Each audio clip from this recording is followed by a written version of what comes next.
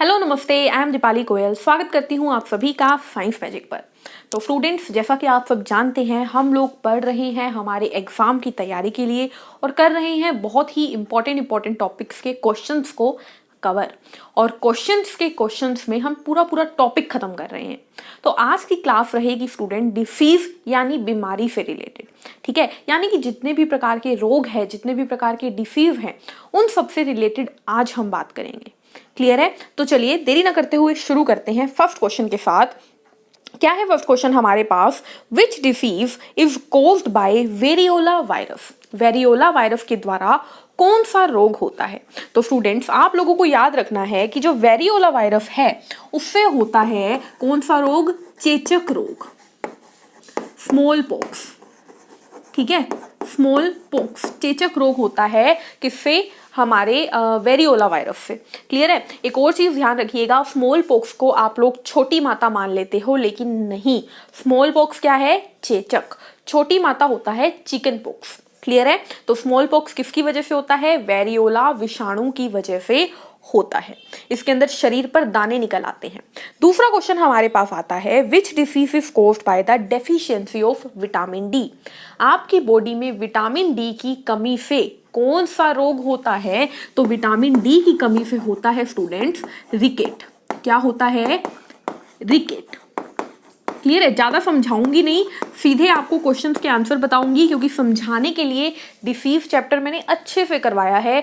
4 या 5 वीडियो हैं डिसीज की, 5 हैं। ठीक है, और 5 का लिंक मैं डिस्क्रिप्शन में डाल दूंगी। ठीक है, नेक्स्ट क्वेश्चन पे चलते हैं। Leprosy disease is caused by which bacteria? कुष्ठ रोग कौन से जीवाणु से होता है? यानी कि एक बात तो क्लियर हो गई कि कुष्ठ रोग जीवाणु से होता है।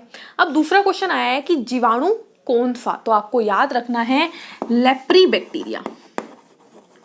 लेप्री बैक्टीरिया से होता है, लेप्री नाम के जीवाणु से होता है।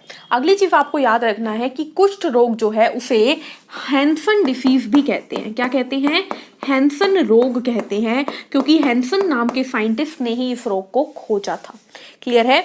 नेक्स्ट क्वेश्चन पे चलते हैं। Malaria is caused bye? Malaria किसके द्वारा होता है? तो मलेरिया होता है स्टूडेंट्स प्लाज्मोडियम के द्वारा। किसके द्वारा होता है?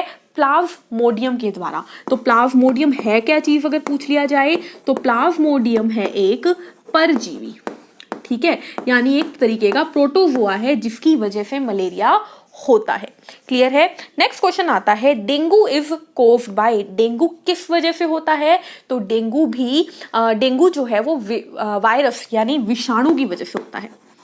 वायरस यानी विषाणु की वजह से होता है डेंगू। ठीक है, अब आप सोचोगे कि डेंगू जब किसी को होता है तो हम बोलते हैं कि आजकल डेंगू के मच्छर हो रहे हैं, ऐसा कुछ बोलते हैं हम, है ना। लेकिन आपने बोला मैम कि ये वायरस से फैलता है, क्या लिंक है? तो स्टूडेंट्स, आपको याद रखना है कि मलेरिया हो चाहे डेंगू हो, दोनों ही होते किससे हैं? तो मलेरिया होता है परजीवी से, ठीक है, और डेंगू होता है विषाणु से, लेकिन फैलते हैं मच्छरों से।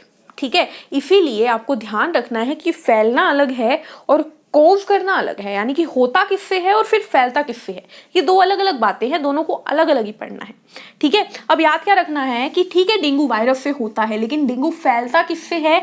तो आपको याद रखना है डेंगू फैलता है एडीज मच्छर से। किससे?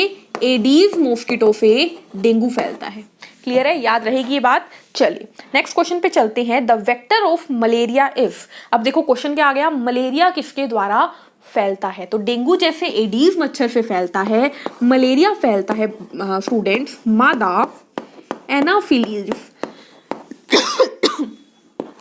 मादा एनाफिलीज मच्छर से। ठीक है, यानी कि फीमेल एनाफिलस मॉस्किटो से फैलता है। कौन? मलेरिया। ठीक है, मलेरिया फैलता किससे है? Female Anopheles mosquito. होता किससे है?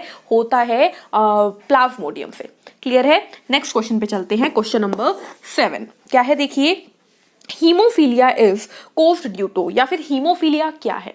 तो हीमोफीलिया स्टूडेंट आपको याद रखना है, हीमोफीलिया एक ऐसी बीमारी है जिसके अंदर इंसान की बॉडी में थक्का जमाने की कैपेसिटी कम या खत्म हो जाती है। दोबारा सुनो, जो इंसान है जिसे हीमोफीलिया होता है, अगर उसके चोट लग जाए तो उसकी बॉडी में क्लोट नहीं बनता, जिस वजह से उसकी बॉडी से ब्लड लॉस होने के चांसेस होते हैं। इसीलिए और आप सभी जानते हैं कि ब्लड क्लोट कौन बनाता है? प्लेटलेट बनाता है, यानी कि हीमोफीलिया के पेशेंट्स में प्लेटलेट यानी बिंबाणु कम संख्या में पाए जाते हैं। ठीक है, अब एक और बात सुनो हीमोफीलिया के बारे में कि हीमोफीलिया को रॉयल डिसीज कहा जाता है।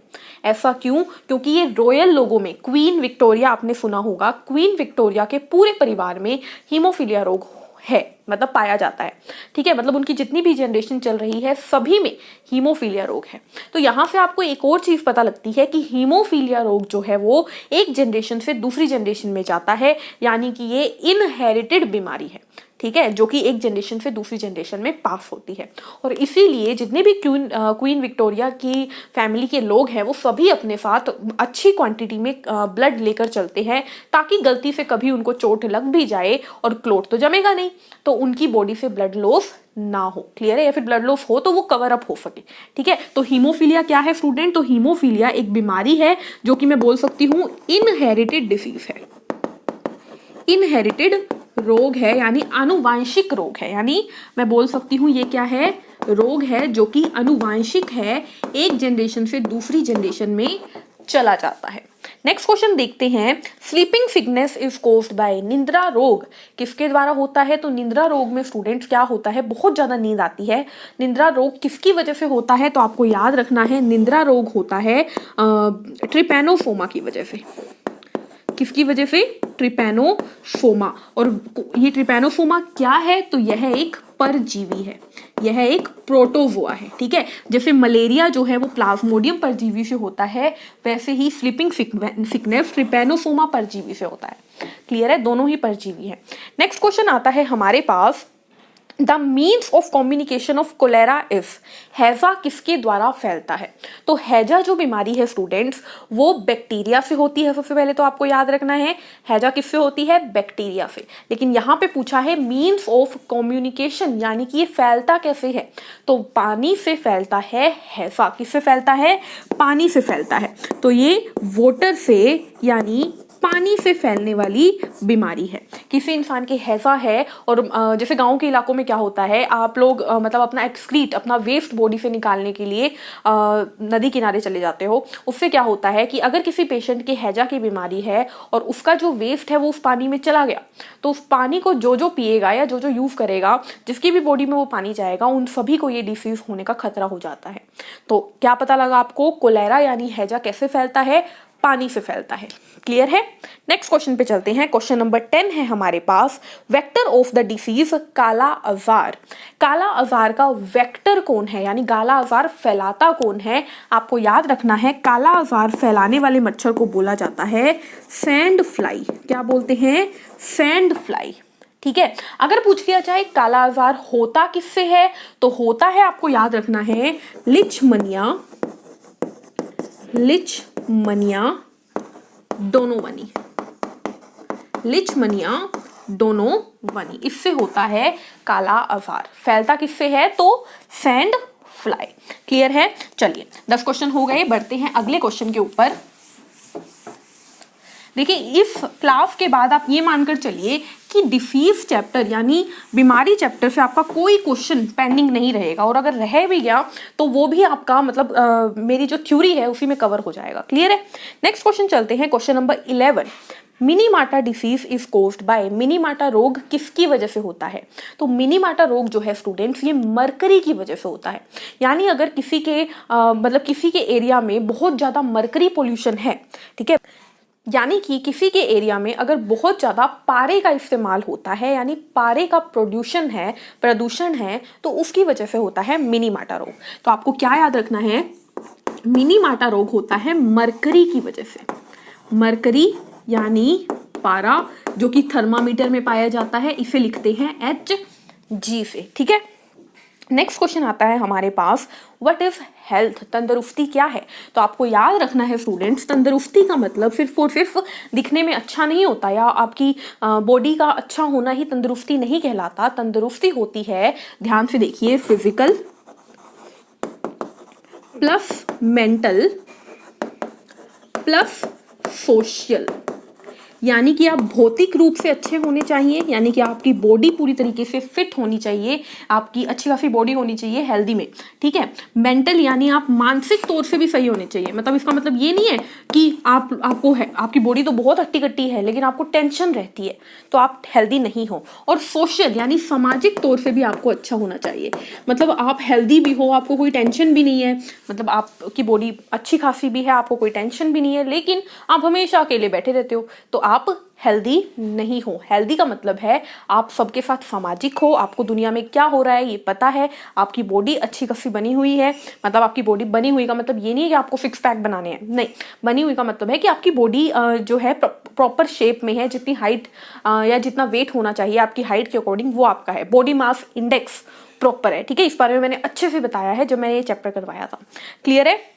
तो हेल्थ क्या है, आप दिखने में फिजिकली फिट होने चाहिए, आप मेंटली फिट होने चाहिए और आप सोशली भी फिट होने चाहिए।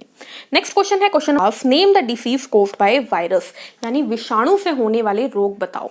तो विषाणु से होने वाले रोग बताने के लिए स्टूडेंट्स अभी मैं आपको शॉर्ट फॉर्म में बता देती हूँ, ठीक है, ताकि आपकी रिवीजन हो जाए। बट अगर आपको अच्छे से बीमारियों को याद करना है तो मैंने छोटी छोटी वीडियो बना के रखी है जिसमें मैंने ट्रिक के साथ बीमारियों का मतलब बीमारी क्या है, बीमारी के कौन फैलाने वाले हैं, कौन करने वाले हैं, ये बताया है, ठीक है। तो उसका लिंक मैं डिस्क्रिप्शन में डाल दूंगी, वहां पर जाकर इस चैप्टर को प्लीज, और कुछ पढ़ो ना पढ़ो, इस चैप्टर की चारों पांचों वीडियो प्लीज देख लेना, बहुत ही इंपॉर्टेंट चैप्टर है, ठीक है। चलिए, तो क्वेश्चन क्या है, वायरस से होने वाले रोग बताओ। तो विषाणु से होते हैं स्टूडेंट्स, ट्रिक थी छोटे डीएम का खास चैप्टर, छोटे डीएम का खास चैप्टर, जिसमें हमारे पास आ जाते हैं चेचक यानी स्मॉल पॉक्स आ जाता है, डेंगू आ जाता है, टोन्सिल्स यानी मम्प्स गल्फू आ जाता है, खसरा रोग आ जाता है हमारे पास, ठीक है, और हमारे पास हेपेटाइटिस आ जाता है, एड्स आ जाता है, पोलियो आ जाता है, रेबीज आ जाता है, इन्फ्लुएंजा आ जाता है। तो ये सभी रोग, ठीक है, किसके हैं, विषाणु से होने वाले रोग हैं। तो मैं यहाँ पर आपको एग्जांपल दे देती हूँ विषाणु से होने वाले रोग का। तो चेचक हो गया, खसरा हो गया, गल्फुआ है, ठीक है, और कौन सा हो गया, इन्फ्लुएंजा हो गया, ठीक है। चेचक यानी स्मॉल पॉक्स, खसरा यानी मीजल्स, मम्प्स, इन्फ्लुएंजा, ये सब क्या है, विषाणु से होने वाले रोग हैं, और मैंने आपको नाम बता दिए। नेक्स्ट क्वेश्चन आता है name the disease caused by the bacteria, जीवाणु से होने वाले रोग बताओ। तो जीवाणु की ट्रिक थी 3 प्लास्टिक की बोतल, दीप्ति मोनिका 3000 की लाई। तो इसमें हमारे पास आ जाती है बहुत सारी बीमारियां, जैसे कि हमारे पास आ जाता है हैजा, ठीक है, हजार आ गया, हमारे पास न्यूमोनिया आ जाता है, हमारे पास डिप्थेरिया आ जाता है, परट्यूसिस आ जाता है, टेटनस आ जाता है। तो ये सभी रोग क्या हैं, ये सभी रोग हैं जीवाणु से होने वाले रोग, जैसे कि टेटनस हो गया, ठीक है, काली खांसी हो गया, डिप्थेरिया हो गया, टीबी हो गया, ठीक है। ये सब क्या है, ये सब है हमारे जीवाणु यानी बैक्टीरिया से होने वाले रोग, ठीक है। ट्रिक के लिए आप डिस्क्रिप्शन को देखिए।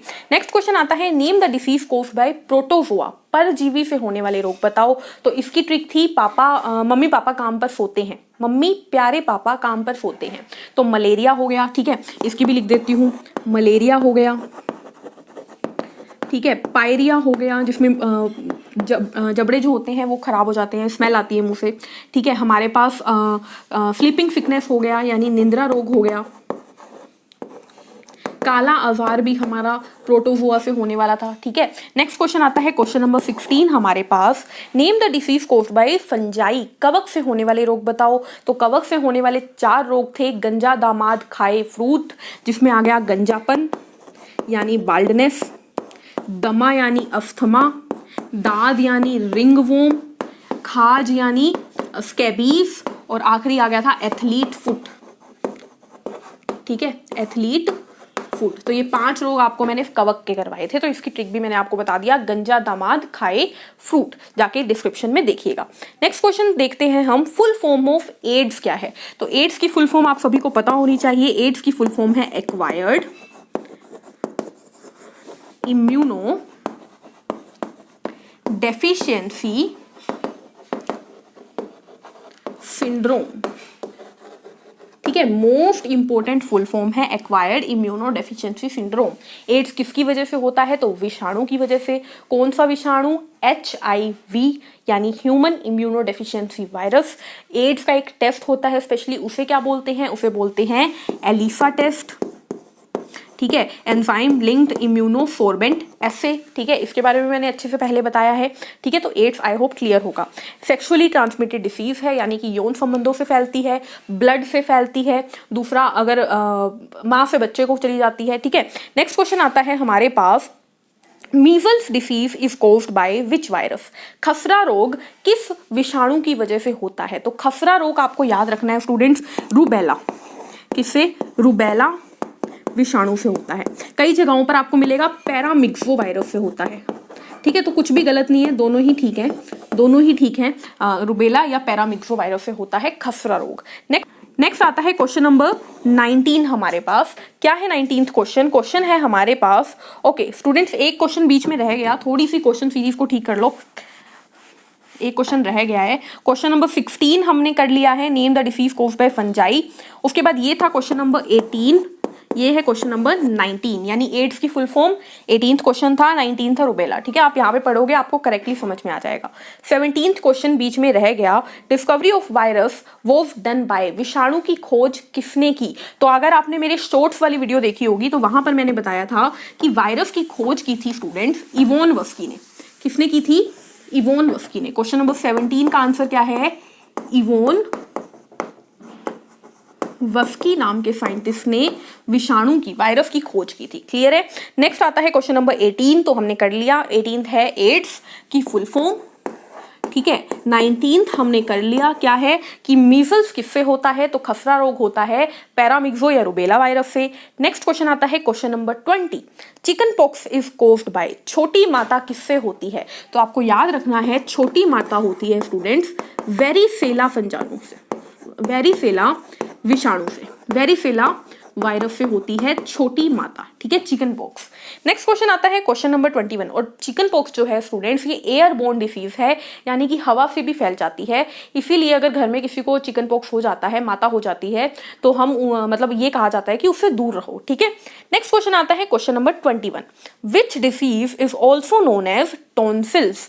टॉन्सिल्स किसे कहा जाता है स्टूडेंट्स? तो गलफुआ रोग को, गलफुआ रोग या इसका इंग्लिश में बोलते हैं मम्प्स को कहा जाता है टॉन्सिल। इसमें गले में दर्द होने लग जाता है। ठीक है, जो सेलिवरी ग्लैंड है या जो हमारी गले की जो नसें हैं, गले की जो ग्लैंड्स हैं वो फूल जाती हैं। क्लियर? नेक्स्ट क्वेश्चन आता है हमारे पास question number 22, which disease cause the weakening of central nervous system and phobia of water? कौन सा रोग केंद्रीय तंत्रिका तंत्र को कमजोर कर देता है और पानी से डर उत्पन्न करता है? तो स्टूडेंट्स आपको याद रखना है रेबीज। रेबीज जो बीमारी है स्टूडेंट्स, रेबीज होती है स्ट्रीट वायरस से। किससे होती है? स्ट्रीट वायरस से। ठीक है, फैलती है कुत्ते से, लोमड़ी से, भेड़ियों से, इन सब से ये फैलती है। अब होता क्या है देखिए, जैसे कुत्ते को आपने हमेशा देखा होगा वो अपनी जीभ को बाहर निकाल कर रखता है। ठीक है, उसके मुंह से हर टाइम लार निकलता रहता है। वैसे ही अगर किसी इंसान को ये बीमारी हो जाए कुत्ते के काटने से या लोमड़ी के काटने से, तो क्या होगा? तो वो भी ऐसी ही हरकतें करना लगेगा, हमेशा अपनी जीभ को लटका के रखना लगेगा। ठीक है, उसके भी मुंह से हर टाइम लार निकलता रहेगा, पानी से डर लगने लग जाता है इंसान को, इंसान दिमागी तौर से पागल माना जाता है।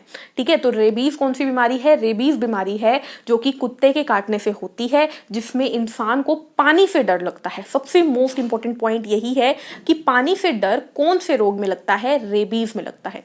क्लियर? तो ऐसा इंसान नहाना नहीं चाहता। ठीक है, याद रहेगा। नेक्स्ट क्वेश्चन, क्वेश्चन नंबर 23 है हमारे पास, hepatitis disease affect which part of the body? Hepatitis जो रोग है 5 प्रकार का होता है, hepatitis A, hepatitis B, hepatitis C, hepatitis D, hepatitis E. ये जो हेपेटाइटिस है स्टूडेंट्स, ये फैलता किससे है? तो वायरस से फैलता है। आपको याद क्या रखना है? आपको याद रखना है स्टूडेंट्स की हेपेटाइटिस बीमारी जो है वो हमारी बॉडी के यकृत पर असर डालती है। किस पर? लीवर पर। तो हेपेटाइटिस आपकी बॉडी के किस भाग पर असर डालती है? तो यकृत यानी लीवर। याद होगा, तपेदिक आपकी बॉडी के कौन से भाग पर असर डालती है? फेफड़ों पर। ठीक है, याद रखना है। नेक्स्ट क्वेश्चन आता है question number 34, which disease is also known as lockjaw disease. कौन से रोग को लोकजो डिसीज कहते हैं? तो आपको याद रखना है जो टेटनस है ना, टेटनस को स्टूडेंट्स लोकजो डिसीज कहते हैं, क्योंकि जब किसी इंसान के टेटनस हो जाता है ना तो बोलते बोलते वो अचानक से रुक जाता है और उसका जबड़ा जो है वो खुला ही रह जाता है। वो चाहे भी तो वो उसका बंद नहीं होता कुछ देर तक, तो उसका जो है वो खुला रह जाता है, यानी वो लॉक हो जाता है अपनी जगह पर। ठीक है, इसे किसको कहते हैं? टेटनस के रोग को कहते हैं। नेक्स्ट क्वेश्चन आता है हमारे पास, question number 25, the vector of plague. Plague बीमारी का फैलाने वाला कौन है? तो प्लेग फैलता है स्टूडेंट्स चूहे से। चूहा जो है वो प्लेग की बीमारी को फैलाता है। क्लियर है? नेक्स्ट क्वेश्चन पे चलते हैं, क्वेश्चन नंबर 36। क्या है देखिए क्वेश्चन नंबर 26 क्या है? Athlete foot is caused bye. Athlete foot किससे होता है? तो मैंने आपको बताया था अभी कि एथलीट फुट होता है गंजा दामाद खाए फ्रूट, फंगस से, कवक से होता है। ठीक है, नेक्स्ट आता है question number 27, the vector of sleeping sickness is. निंद्रा रोग का फैलाने वाला वेक्टर कौन है? तो निंद्रा रोग को फैलाने वाला है स्टूडेंट्स सीसी फ्लाई। ठीक है, इसमें टी साइलेंट है, हिंदी में लिखेंगे तो इसको लिखेंगे सीसी। ठीक है, नेक्स्ट क्वेश्चन आता है क्वेश्चन नंबर 28, जीवाणु की खोज किसने की? बैक्टीरिया की खोज किसने की? तो बैक्टीरिया की खोज की स्टूडेंट्स ल्यूवेनहुक ने। किसने? ल्यूवेनहुक ने साइंटिस्ट का नाम है जिन्होंने बैक्टीरिया की खोज की, इसीलिए इन्हें फादर ऑफ बैक्टीरियोलॉजी कहते हैं, यानी जीवाणु विज्ञान के जनक कहते हैं। नेक्स्ट क्वेश्चन आता है डीपीटी किसकी वैक्सीन है? तो आपको याद रखना है डीपीटी का मतलब है डिप्थेरिया, डी का मतलब है डिप्थेरिया, पी का मतलब है परटूसिस यानी काली खांसी, और टी का मतलब है टेटनस। तो डीपीटी का टीका लगाया जाता है इन तीनों रोगों से बचाने के लिए। क्लियर है? एक ही टीका तीनों का काम कर देता है, इसीलिए इसे एक और नाम से जाना जाता है, वो है ट्रिपल एंटीजन। इसको एक और नाम से जाना जाता है ट्रिपल एंटीजन। क्लियर है? नेक्स्ट लास्ट क्वेश्चन हमारे पास, last second, what is Turner syndrome? और इससे अगला है व्हाट इज क्लिनफेल्टर सिंड्रोम। तो देखिए क्या होता है, टर्नर सिंड्रोम क्या होता है? हिंदी में भी टर्नर सिंड्रोम ही बोलेंगे, इन दोनों बातों को समझ लीजिए अच्छे से। देखो, आप सभी जानते हैं कि हमारे अंदर ह्यूमंस में जब पेरेंट से बच्चा बनता है, बहुत ध्यान से सुनिएगा, क्या होता है? देखो, ये है फादर यानी मेल। ठीक है, थोड़ा ऊपर करके लिखते हैं, फादर, ये है मदर, बहुत ध्यान से समझिएगा। ठीक है, ये है पुरुष, ये है महिला। आप जानते हो पुरुष में कितने क्रोमोसोम होंगे? 46 होंगे। महिला में भी कितने होंगे? 46 होंगे। ठीक है, अब आप ये भी जानते हो कि 46 में से 23 क्रोमोसोम ये किस में दे देगा? स्पर्म में दे देगा, यानी शुक्राणु में दे देगा। ठीक है, इसी तरीके से फीमेल भी 23 क्रोमोसोम अंडाणु में दे देगी। सही बात है इतनी? अपने अपने क्रोमोसोम का हाफ जो होता है वो शुक्राणु और अंडाणु में दे देते हैं। अब क्या होगा, जब ये स्पर्म शुक्राणु अंडाणु के साथ फ्यूज करेगा तो बनेगा क्या? बनेगा जायगोट। और इसके पास कितने थे? 23। इसके पास भी कितने थे? 23। तो इसमें बनेंगे 46। ये बात आप सभी जानते हो? बताओ, जानते हो अच्छे से? अब ध्यान से सुनो, आप ये भी जानते हो कि इन 46 क्रोमोसोम में से 44 तो ऑटोसोम है, यानी कि 44 तो क्या है? 44 तो अलिंग गुणसूत्र है, यानी कि वह गुणसूत्र हैं जो कि लिंग निर्धारित नहीं करते। ठीक है, तो क्या मैं इस पूरे फंडे को यहां पर, ये ध्यान से देखिएगा, इस चीज को मैं ऐसे लिख सकती हूं कि ये है 22 + 1 जोड़ा, और ये भी है 22 + 1 क्रोमोसोम। लिख सकती हूं मैं ये बात। अब देखिए, ये 22 तो जाएंगे ही जाएंगे, मैं बात कर रही हूं इस सेक्स क्रोमोसोम की। ठीक है, अब ओवरऑल देखिएगा मैं कैसे लिखूंगी समझने के लिए। अब मैं सिर्फ और सिर्फ किसकी बात करूंगी? सिर्फ और सिर्फ मैं लिंग गुणसूत्रों की बात करूंगी। देखो, पुरुष के पास कितने लिंग गुणसूत्र थे? आप कहोगे 2 थे, एक था X, एक था Y। महिला के पास कितने थे? 2 थे, एक था X, एक था X। हो क्या सकता है, पुरुष अपने शुक्राणु को X दे सकता है या फिर पुरुष अपने शुक्राणु को Y दे सकता है। लेकिन महिला में क्या होगा, महिला कुछ मर्जी कोशिश करे, वो सिर्फ और सिर्फ X दे पाएगी अंडाणु को। ठीक है, अब बारी आती है फ्यूजन की। ठीक है, 2 X हैं तो दोनों केस में इसमें भी बना देती हूँ।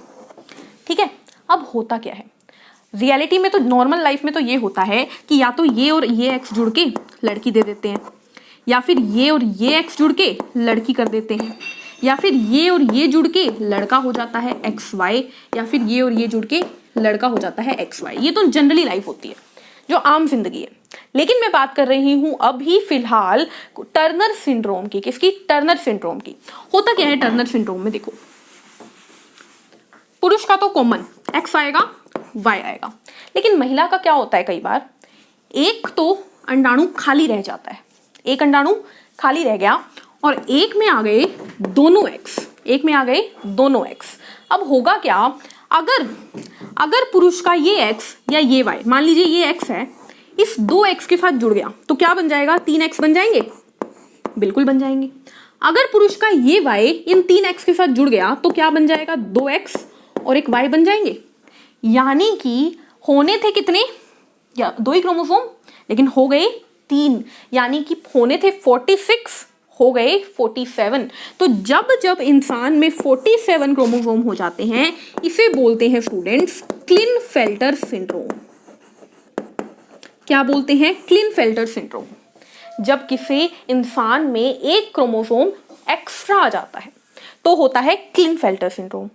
अब टर्नर क्या है, अगर इस X ने इसके साथ फ्यूज कर लिया होता तो क्या बचता, सिर्फ एक ही बचता, या अगर इस Y ने इसके साथ कर लिया होता तो क्या बचता, एक Y बचता। यानी यहां पर होने थे 46 लेकिन बचे कितने, 45। तो एक क्रोमोसोम कम आ गया, तो इसको बोलते हैं टर्नर सिंड्रोम। तो सीधे से शब्दों में देखो, अगर आपको पूरा मेरा डिटेल समझ में नहीं भी आई तो आपको बस इतना याद रखना है कि आम जिंदगी में हर एक इंसान के पास 46 क्रोमोसोम होते हैं, 46 क्रोमोसोम होते हैं। लेकिन अगर उसके पास 46 की बजाय 45 आ जाए किसी भी वजह से, तो हो जाएगा टर्नर सिंड्रोम। और अगर 46 की जगह 47 आ जाए तो हो जाएगा क्लिनफेल्टर सिंड्रोम। क्लियर है? तो यहाँ पर आज की क्लास में हमारा बीमारी चैप्टर यानी डिसीज चैप्टर होता है खत्म। आई होप आप लोगों को यूजफुल लगा होगा, कुछ नई बातें भी सीखी होंगी। डिस्क्रिप्शन पुरानी वीडियो की मैं प्लेलिस्ट में डाल दूंगी, प्लेलिस्ट लिंक जो है वो मैं डिस्क्रिप्शन में डाल दूंगी। तब तक के लिए बने रहिए हमारे चैनल के साथ। चैनल को लाइक करो, शेयर करो, सब्सक्राइब करो। Take care, thank you, bye bye.